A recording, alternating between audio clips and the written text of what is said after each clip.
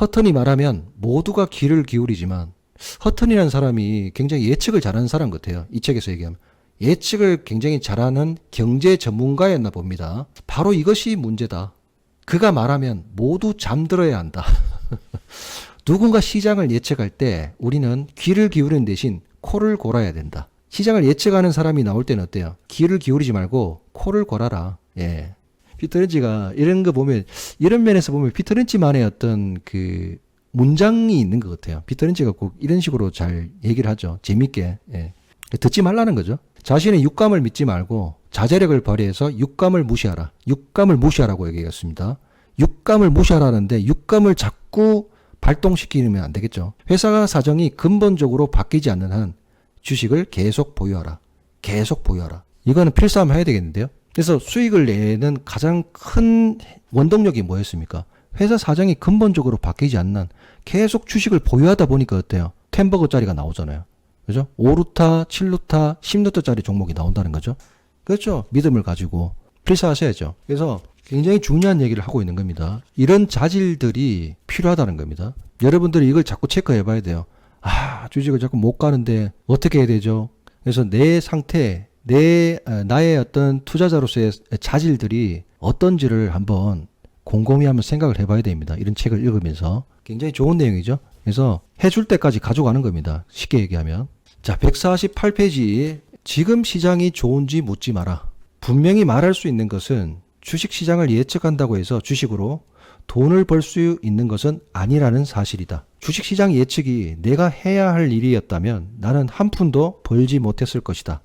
가장 끔찍한 폭락장이 펼쳐질 때도 나는 증권 단말기 앞을 줄곧 지켰다. 피터 린치도 증권 단말기 앞을 지켰다고 합니다. 주식을 보유한 채로 설사 내 목숨이 걸려있다 해도 사전에 폭락을 예측할 수는 없었을 것이다.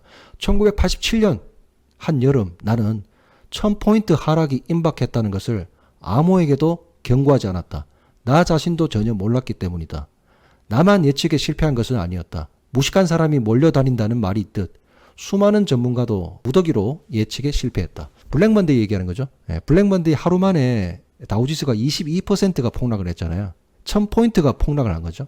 그때도 어때요? 예측할 수 없었다는 거죠. 따라서 이러한 사태를 점치지 못했다고 해서 난처한 일은 없었다. 한 현명한 예측가는 이렇게 말했다. 예측해야 하는 입장이라면 자주 예측하라.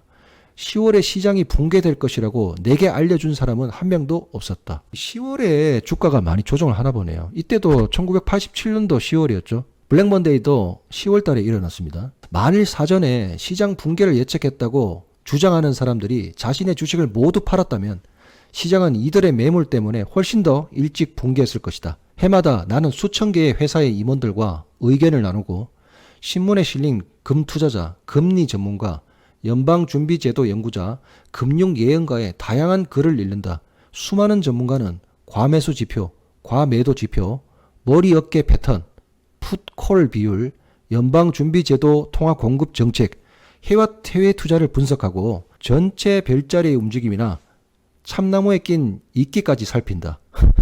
용하다는 로마의 점쟁이가 황제에게 훈족의 침략을 미리 경고하지 못한 것처럼 이들도 온갖 방법을 동원해도 일관성 있게 시장을 예측하지 못한다. 1973년과 1974년 사이에 발생한 주식시장 폭락 또한 사전에 경고한 사람은 아무도 없었다. 대학원에 다니면서 나는 시장이 매년 9% 오른다고 배웠다. 그렇죠. S&P 연평균 수익률이 배당 수익률하고 합치면 연간 한 10% 정도 되니까 그렇게 배웠다는 거죠. 시장이 매년 9% 오른다고 배웠다. 하지만 그 이후 시장이 1년에 9%의 성장세를 보인 적은 한 번도 없었다. 1년에 매년 꼬박꼬박이죠. 시장의 상승폭이나 등락 여부를 예측하는데 도움이 될 만한 자료원도 나는 아직 찾지 못했다. 시장이 크게 오르거나 내릴 때 항상 놀랄 뿐이다. 주식시장의 움직임은 어떤 면에서 경제 전반과 관련되어 있다. 따라서 사람들은 인플레이션과 경기 침체, 호황과 불황, 금리의 방향 등을 예측해서 시장을 간파하려 한다. 이게 중요한 거죠. 사람들이 여기서 잔재주를 많이 부리잖아요. 많은 전문가들이요. 이런 거에서 힌트를 얻어서 어때요? 타이밍을 재려고 하죠. 여러분들. 유튜브에서 또는 언론 매체에서 보면은 이런 것들을 굉장히 많이 예측을 합니다. 인플레이션이 어떻게 될 것인가, 경기 침체와 호황, 그리고 사이클을 막 생각하죠.